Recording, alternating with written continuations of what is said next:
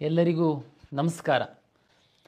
Virtual vacancy ತುಂಬ ವಿದ್ಯಾರ್ಥಿಗಳಿಗೆ ಈ ಹಿಂದಿನ ವರ್ಷಗಳಲ್ಲಿ ವಿಶೇಷವಾಗಿ ಮೆಡಿಕಲ್ಲು ಮತ್ತು ಡೆಂಟಲ್ಲಿಗೆ ಸಂಬಂಧಪಟ್ಟಂತೆ ಚಾಯ್ಸ್ 1 ಹಾಕಿದವರು ಕಾಲೇಜಿಗೆ ಹೋಗ್ಬಿಟ್ಟಿರ್ತಾರೆ. ನಾವು ಸೀಟ್ ಮ್ಯಾಟ್ರಿಕ್ಸ್ ಹಾಕಿದಾಗ ನಿಮಗೆ ಗೊತ್ತಾಗ್ಬಿಡುತ್ತೆ, ಓದೋ ರೌಂಡಲ್ಲಿ ಎಷ್ಟು ಸೀಟ್ ಇತ್ತು, ಈ ರೌಂಡಲ್ಲಿ ಎಷ್ಟು ಸೀಟ್ ಇದೆ ಅನ್ನೋದು ತಮಗೆ ಕ್ಲಿಯರಾಗಿ ಗೊತ್ತಾಗುತ್ತೆ.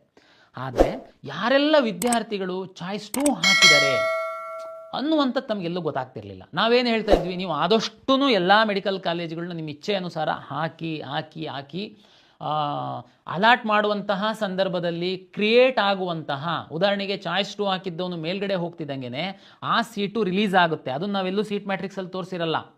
ಆ ಸೀಟು ರಿಲೀಸ್ ಆಗಿದ್ದು ಆಟೋಮೆಟಿಕಾಗಿ ನೆಕ್ಸ್ಟ್ ಇರೋನಿಗೆ ಅಲರ್ಟ್ ಆಗುತ್ತೆ. ಹಾಗಾಗಿ ತಾವು ಚಾಯ್ಸನ್ನು ಹಾಕಬೇಕು, ಆಪ್ಷನ್ಸನ್ನು ಹಾಕಬೇಕಂತ ಇನ್ಸಿಸ್ಟ್ ಮಾಡ್ತಾ ಇದ್ವಿ. ವಿದ್ಯಾರ್ಥಿಗಳ ಒಂದು ಹಿತದೃಷ್ಟಿಯಿಂದ ಈ ಬಾರಿ ನಾವು ಎಲ್ಲ ಕೋರ್ಸ್ಗಳಿಗೆ ನಾವು ಮಾಡ್ತಾ ಇಲ್ಲ. ಯಾಕೆಂತಂದರೆ ಅದು ಅಷ್ಟೊಂದು ಮಹತ್ವನೂ ಏನಿಲ್ಲ, ತಮಗೂ ಅಷ್ಟೊಂದು ಆಸಕ್ತಿ ಇರಲ್ಲ. ವಿಶೇಷವಾಗಿ ಮೆಡಿಕಲ್ಲು ಮತ್ತು ಡೆಂಟಲ್ಲು ಚಾಯ್ಸ್ 2 ಹಾಕಿರುವಂತಹ ವಿದ್ಯಾರ್ಥಿಗಳು ಯಾವುದ್ಯಾವುದು ಕಾಲೇಜಲ್ಲಿ ಸೀಟ್ ಪಡೆದಿದ್ದಾರೆ ಎನ್ನುವಂತಹ ಒಂದು ಪಟ್ಟಿಯನ್ನು ನಾವು ಪಬ್ಲಿಷ್ ಮಾಡ್ತೀವಿ. ಅದು ವರ್ಚುವಲ್ ವೇಕೆನ್ಸಿ ಅಂತೇಳಿ, ಅದು ಖಾಲಿ ಇದೆ ಅಂತಲ್ಲ. ಯಾರೋ ಒಬ್ಬ ವಿದ್ಯಾರ್ಥಿಗೆ ಅದು ಫಸ್ಟ್ ರೌಂಡಲ್ಲಿ ಅಲಾಟ್ ಆಗಿದೆ, ಅವನು ಚಾಯ್ಸ್ 2 ಹಾಕಿ ವೆಯ್ಟ್ ಮಾಡ್ತಾ ಇದ್ದಾನೆ.